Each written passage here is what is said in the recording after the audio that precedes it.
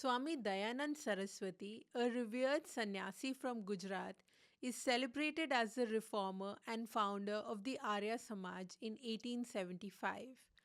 Among his notable contributions was the impassioned advocacy for cow protection, encapsulated in his seminal work Go Karunanidhi, or Cow, the Reservoir of Compassion.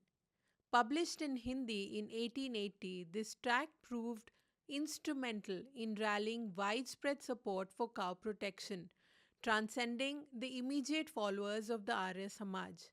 By mobilizing public sentiment and leveraging modern tools like the printing press, Dayanand laid the foundation for the cow protection movement, which grew significantly in the following decades. In the introduction to Go Karunanidhi, Dayanand articulates his vision. May animals such as the cow be protected as far as possible. With their protection, agriculture and the supply of milk and butter may increase, thereby enhancing the comfort and happiness of all. May God grant us the success in this noble goal.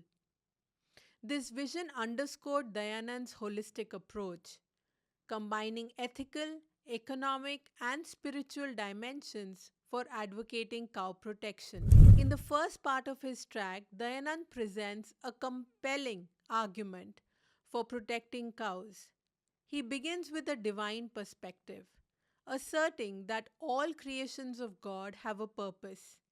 For cows, this purpose is profound: to sustain life and to bring comfort to humanity.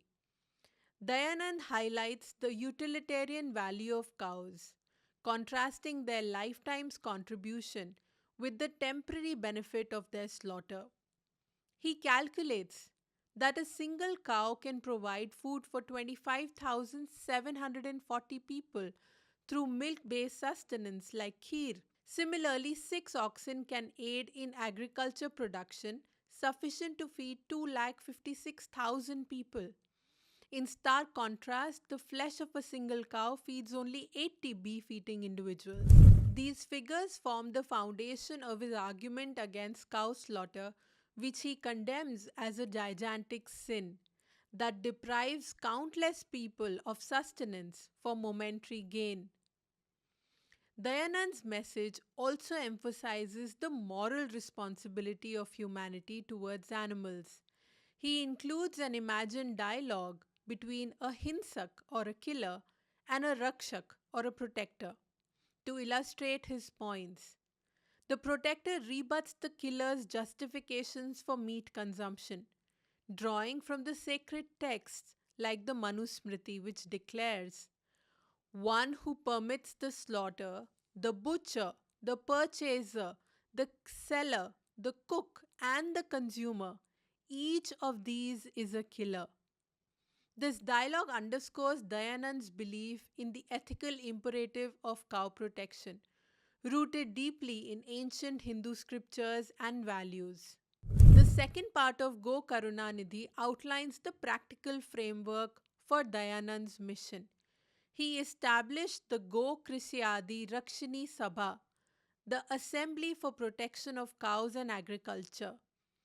This organization, built on principles of volunteerism and modern governance, aimed to implement his vision through structured efforts, including membership rules and decision-making processes. Dayanand's approach blended traditional values with modern methods. He began his tract with invocations from the Yajurveda and the Sanskrit verses, grounding his work in ancient wisdom. Yet he also embraced modern tools like the printing press and adopted Hindi to reach a wider audience in northern India despite his personal preference for Sanskrit. Dayanand's advocacy extended beyond religious and cultural dimensions to challenge colonial practices. In his tract, he subtly addressed Queen Victoria, questioning the inconsistency of professing compassion for animals while permitting their slaughter. He wrote, "Can there be any greater pain than slaughter? Rulers collect taxes to protect their people, not to allow the extermination of animals that bring happiness to both rulers and subjects. Through such appeals, Dayanand's mission transcended spiritual reform, addressing political and ethical concerns of his time. Dayanand Saraswati's Go Karunanidhi is a testament to his visionary leadership. By merging traditional values with modern strategies, he inspired a movement that resonated across India, shaping public discourse on cow protection. As both a reformer and renunciant, he exemplified how ethical compassion, rooted in divine purpose, can guide societal progress.